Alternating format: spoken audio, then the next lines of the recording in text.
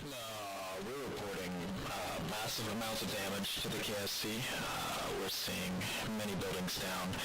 The tracking station, the vehicle assembly building, almost all of the research and development center.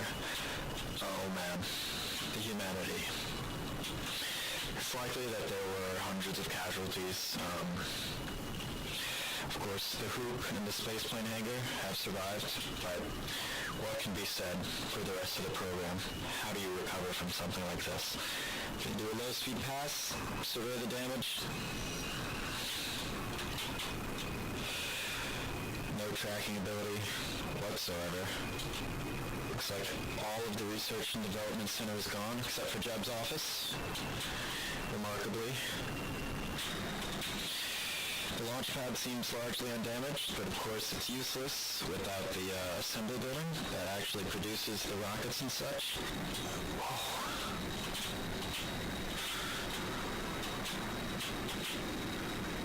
Oh man. Alright, the hoop still works. Hello and welcome back to Kerbal Space Program. I'm Ryan. We're trying to recover from the disaster that was the giant ball attack of last episode.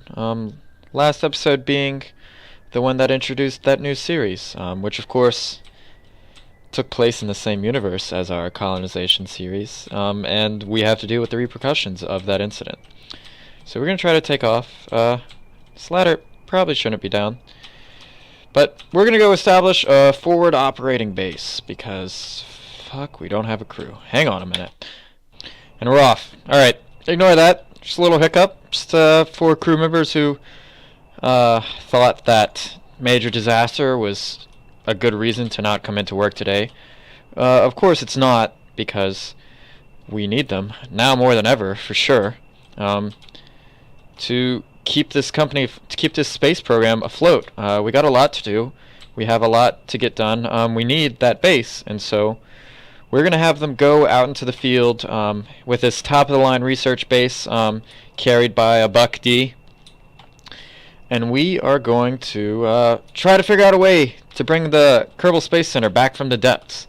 They need to do some intense research. They need to probably find some kind of rare animal, maybe, that has like some kind of chemical in it that allows you to rebuild steel and concrete buildings.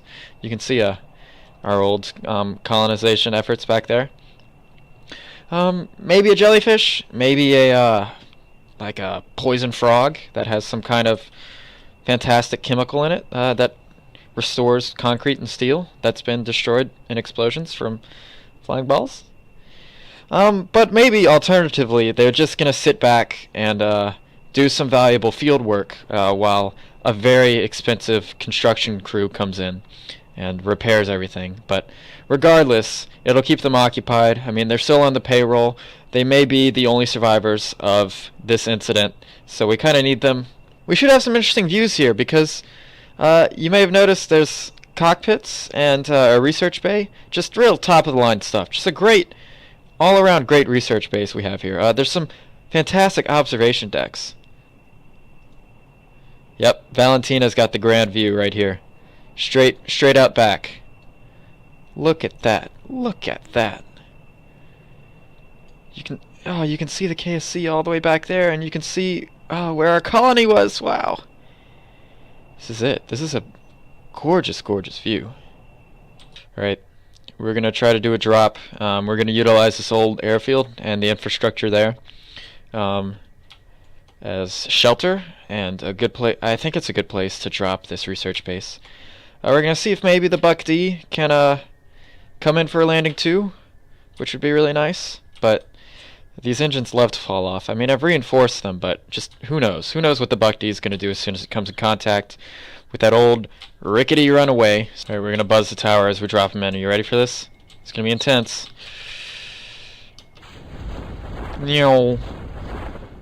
Wow, wow, wow, wow.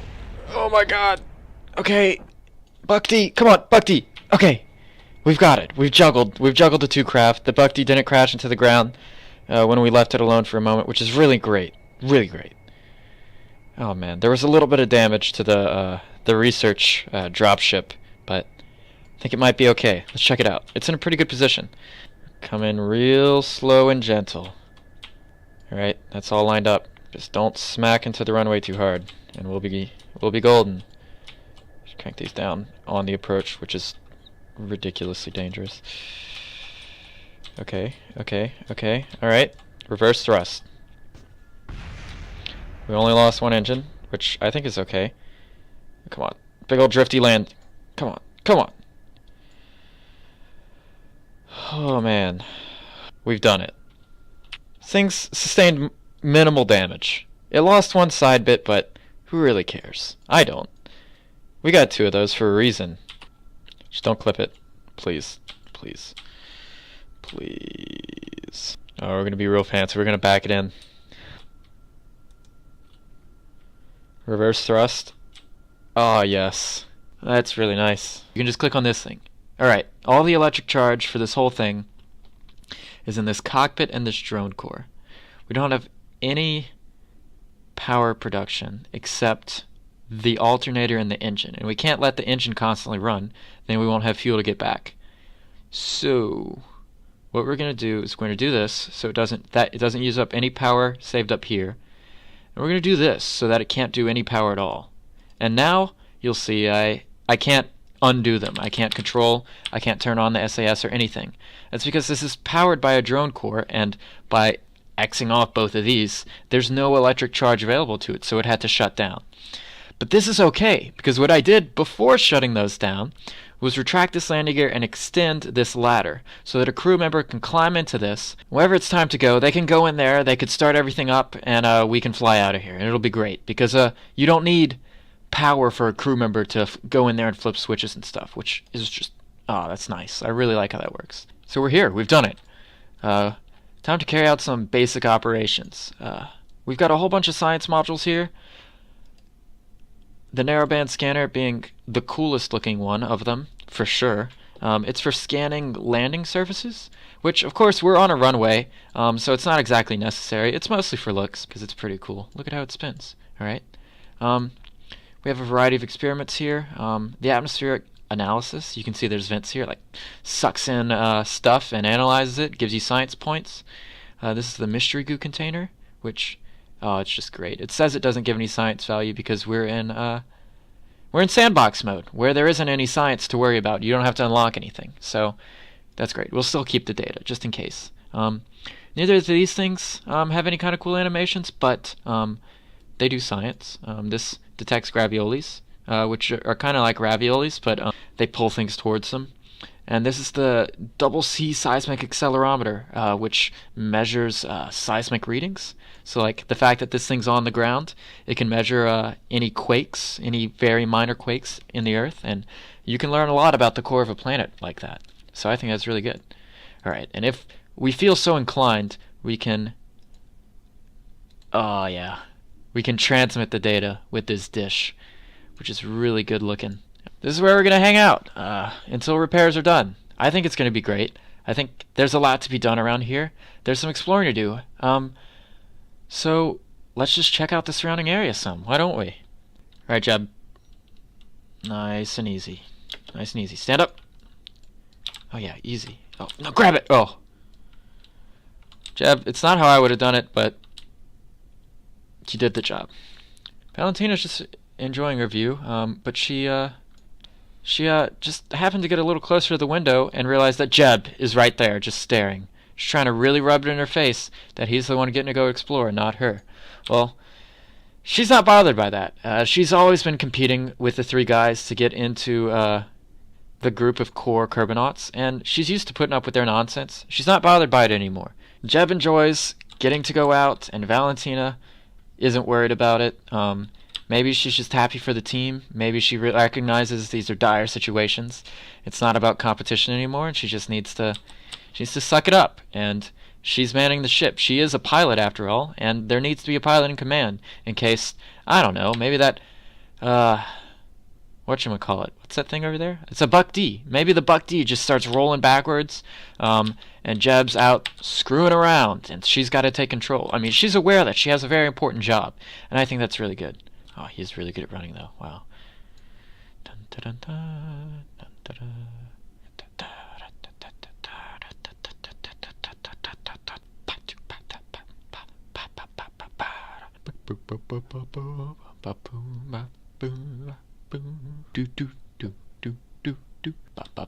Alright, we're here. Wow, look at it. It's all overgrown. There's like big old chunks around here. Oh, that actually have physics. That's real nice. Can you... Oh, you can... Yeah, really get after it, Jeb. Really just climb all over and really see what's going on. Yeah, check that out with your face. Good call. Good call. Wow. Look at this. What happened here? Oh. Hey, wait. Well, what's over here? Before we go up there. What's back here? Oh, no. Okay. Jeez. Okay. Jeb went down there. It was really bad.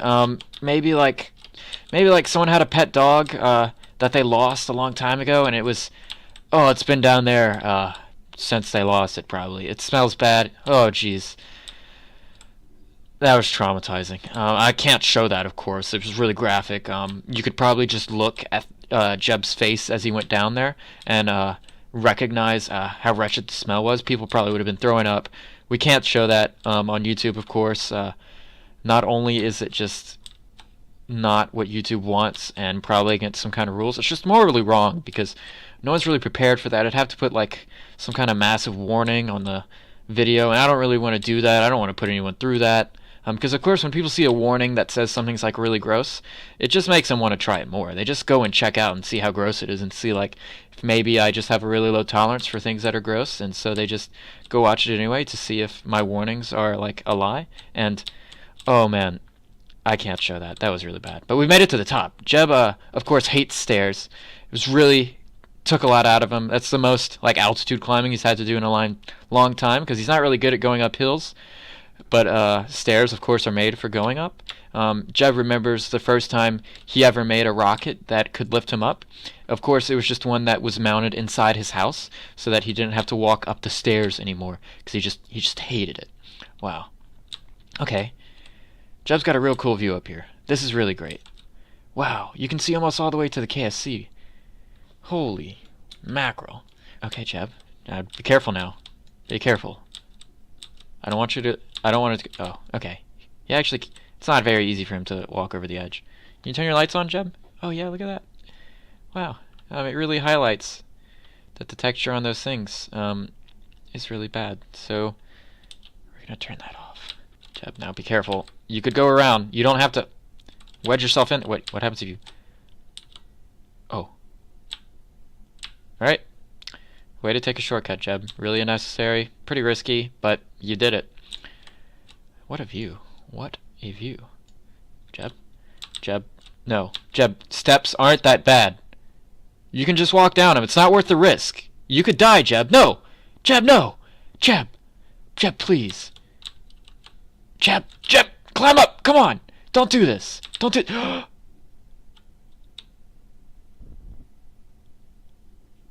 Jeb, if you're gonna wear your fucking bungee shoes, you can tell me. You don't have to scare me like that. Jeez. Jeb has these fucking bungee shoes, but he's only wearing them sometimes, and what they do is they let him just survive falls from ridiculous heights. Look at it up there. I think I can... Yeah. Jeb fell that far, and he just doesn't even give a bother. Jeez, Jeb. What are you on? Okay, Jeb. On the walk over here, there was totally something in this hangar worth checking out. I'm not sure what it was. This is definitely a situation where the headlamp is appropriate. It's not very dark in there, but it's darker than being in the sunlight, of course, because it's in the shade. There's a nice roof here. Oh man. If you don't recognize what this is, it's by no fault of your own. I don't actually recognize these because of my own past experience in the game. I recognize these because of videos I've seen, because that's how old this stuff is. These are parts from, these are some of the earliest parts that were ever in this game. That's what all the fuel tanks used to be, that length and be that texture, and you had to just stack a ton of them if you wanted longer ones. There weren't any, bigger fuel tanks, and, oh man, those were your engines. They actually, amazingly, don't look that different model-wise from the swivel liquid fuel engines that are in the game right now, which is great. And this is the capsule. Picture the big wide 3-person capsule that's in the game right now, and think about how much better it looks than this. Oh wow, real archaic stuff. Jeb, come on, you don't need to get that close. What are you doing? Oh, jeez. You're gonna need a frickin' tetanus shot after that, Jeb. That's all rusty. I mean, you're in a spacesuit, but like, I think that thing has been there for hundreds of years. I mean, I think maybe the tetanus is just so potent that, yep, it's already setting in. Wait, Jeb? What do you mean? What are you saying? What are you saying to me, Jeb? Look me in the face and say that again. Alright, guys, Jeb found something really important. I don't really have time to explain, but we need to get back. We need to pack up the research ship and everything and everyone, and we need to go back. I know it's really premature and we just got here, but inside of that old capsule, Jebediah Kerbin has found some kind of trick, some kind of way of just rebuilding the whole space center. There's like this really old system. I don't know, there's a button he's got to press. I wasn't really listening, but he knows it. He knows it. He has the material all together, and we have to go. We have to go do it. I mean, it could save lives. There might be people still trapped in the wreckage, and they could be saved if we could find a way to just rebuild the whole thing really quick and get everyone out of there. And oh man, let's do it. This is going to be great. The whole goal of this base that we had here was to hopefully come and find answers and maybe something useful. And I really think we've done it. Alright, crank it up. Crank it up, Jeb. Back that thing up. You know what to do. Just back that thing up. The brakes are on. That's why it won't back up. Yeah, see how it's going up now that we have an engine running? Oh, fuck. The brakes are on again. Just gotta be real careful with this. There's a lot of ways this could go wrong. Easy. Brakes, brakes, brakes, brakes! Okay. We're gonna retract this gear. And we're gonna get ready to put it right back up as soon as it attaches. Didn't work. Why didn't it work? Retract this before we smack that thing right off. Hello? There it is. Okay, okay. Oh, we caught it. We caught it on that gear. Go forward. It might just work. Grab it. We don't have time to bring the research vessel. There are lives at risk. There's probably people buried in the rubble at the KSC right now. We gotta get there. We have to save them. Come on, Bob. Just jump. Just do it. Oh, come on, Bill. Alright, everyone's on. Let's get the hell out of here. Gear down. Very nice. Alright, let's do it. We're going to try to limp home on one engine, which of course is not impossible. We've done more difficult things. I don't think it'll be that bad because we don't have a payload under us. Whereas there was that one time when we were visiting the colony, not sure if you remember, where we loaded a quick save and it made us lose an engine, and we were able to limp the rest of the way there and drop the payload successfully. Alright, we're off. Okay. You gotta watch the speed though, because if you just... It's very easy to just run out of speed and be in big trouble. You'll stall, you'll fall into the ocean. We're very far from home. Of course, there's no boats coming to pick us up because there's so much damage at the KSC. Just really, just bad, just bad.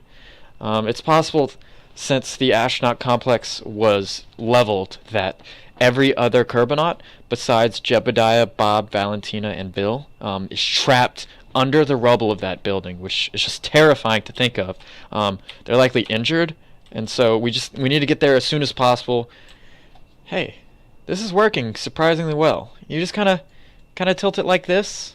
You can see like the direction we're headed is maybe a little bit that way. You could actually watch the smoke trail to visualize it really well. And we're going about right in line with that smoke trail, even though we're a bit pointed off to the right, but it's just fine. I think we're doing well.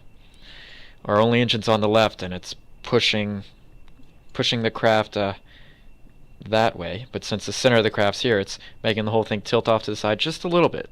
But that's okay. It's working out. You can see with SAS on, this vertical stabilizer here is doing constant work. It has to constantly be tilted like that, because if I turn this off, the whole thing just wants to go way off to the right because its only thrust is coming from the left, which is important to note. And I mean, understanding these things is crucial to building your own aircraft or flying in conditions like this where maybe you've lost an engine and it's really important to get back. Alright, we're going to talk ourselves through this landing before it goes down. You ready? We're going to be viewing from Jebediah Kerbin. We're going to go for an in-cockpit landing. We're not even going to go for the runway because we're not even going to look out the windows. This is super intense landing mode right here. This is how a real pilot could have to do an emergency situation like this. Alright, right here's the nav ball. That's where we're headed. That round thing's where we're headed. And the thing that is kind of like a V with long edges, that's where we're pointed. This down here is your vertical speed. That's your vertical speed, like your up and down movement. Like if I nose down right here, you can see I'm nosing down because the front of the plane's gone below the horizon. Our vertical speed is now negative because we're losing altitude. You can see our altimeter ticking down right here. This right here is your radar altitude. I actually find this more important than your regular altimeter because it tells you your actual distance from the ground below you, not just height above sea level, which is what this tells you. So we're going to do, we're going to do the actual landing looking just at the nav ball. Of course, we're going to have to do a bit of navigation without the nav ball, just to make sure we're even in the vicinity of the right area. Throttle up. We don't want to stall out. Okay, so this is our nav ball here. That's where we're headed. This is where the V thing's where we're pointed. That circle thing's where we're going. We're going to watch where we're pointed below the horizon, because we're losing vertical speed whenever that round thing, that's actually your prograde vector, because prograde is like it's in favor of the direction you're going, I guess that's the usage of pro there. But anyway, when that's below the horizon, we're losing altitude, and when we're touching the ground, we want it to be right about the horizon. We want to be about almost zero vertical speed when we're touching down, so it's a nice gentle landing. Of course, we're gaining a lot of speed right now, so I'm going to throttle down. You could actually see me controlling the throttles, and you could control this by moving your cursor up and down and holding it. The radar... Oh my god, we're on the runway. We did it. What exploded? Of course, the other engine, because... What are they even made of? Paper? It doesn't matter. We did it. We did an outfall landing. We could have done that at night. We could have done that after a bird strike, where a bird had just smeared blood all over the front of this thing. We could have done it all just with the nav ball, which is what a real pilot would have to do. My hat's off to Jeb and Valentina, the co-pilot in this situation, because of course we were viewing through Jeb, and Bob, who is of course in the front seat where he shouldn't be because he's not a pilot. They pulled off a hell of a landing today, but their job's not done. I guess since we're here, it's now safe to tell you the specifics of the information Jebediah found in that very old monument. He has to activate this archaic technology developed in the earliest stages of the game. It manifests itself in these monoliths that you find all around, and I think he's just got to touch it. Oh shit. Jeb, could you actually push this? Jeb, push. Jeb, don't just ragdoll. Jeb, you're almost there. Jeb, of course, tried to push the ship all the way over here. He couldn't quite do it. He eventually decided it'd be better to just walk the rest of the way. This monolith is huge. It seemed a lot smaller from far away. I don't know how it works. I mean, ancient technology.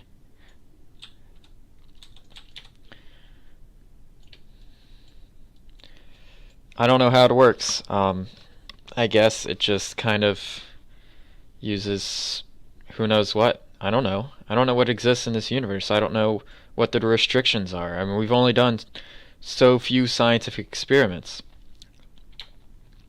Maybe I guess it'll just restore everything. It's like some ancient ability. It just restores the whole KSC. It's like a overwatching protector. It has the ability to save.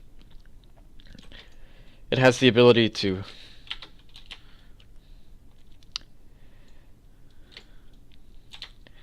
This thing's really big. Jeb's been walking for a long time. Of course, he tried to push the airplane. I think that's it right there. He tried to push it. It's very large. He wasn't very good at pushing it.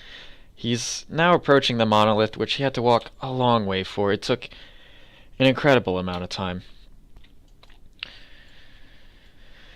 Okay, Jeb. Just don't do anything weird. Just remain calm. It says squad. That is who develops Kerbal Space Program. So they probably know what's up. I mean, it's like directly facing the Space Center. Holy cow. Be careful, Jeb. If you've seen 2001: A Space Odyssey, there are these really huge black monoliths. I never really understood what they did, but they were creepy as hell. And they had this sound that went with them, and of course this doesn't have a sound, but it still manages to be absolutely creepy.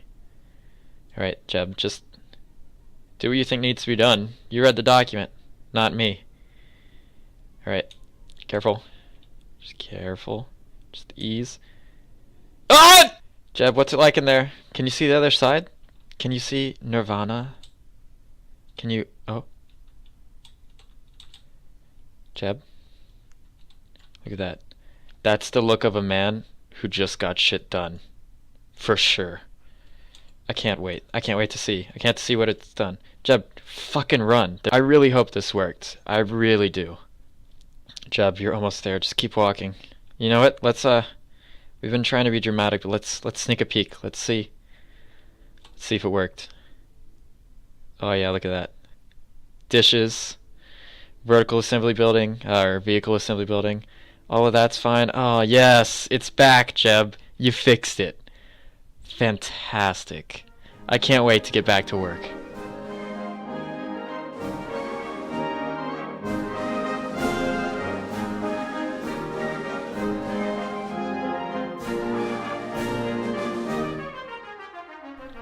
If that landing ends up looking weird, it's because I did actually do the landing looking down at the nav ball and not looking out the window. But the first time I actually did it, where I landed on the runway, I was so focused on doing it that I didn't properly explain it. So what I ended up having to do was load a quick save. And once I loaded that quick save, I talked through the whole landing. I explained what was going on, showed you where to look, and stuff like that. And I was so involved in talking that I crashed into the ground and exploded. So I had to edit those two pieces together.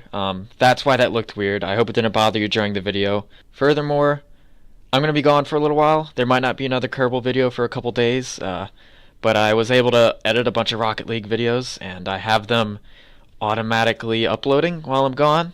I had to actually become a YouTube partner just to schedule uploads, which was kind of annoying, but if you see ads and they really bother you, just say it, and I guess I can take them down. I don't know. I didn't really mess with it. It asked me like which ads I wanted. I tried to choose the least obtrusive ones. I'm not really in this for the money. Yeah, so that's what's going on. If you see a bunch of Rocket League videos in a row, it's not because I've given up on Kerbal Space Program.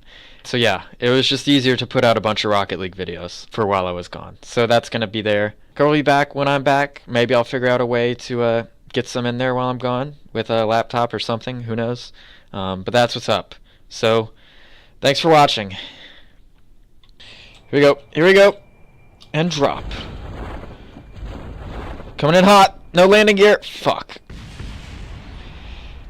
What do we lose? Just Bill. That's not that bad.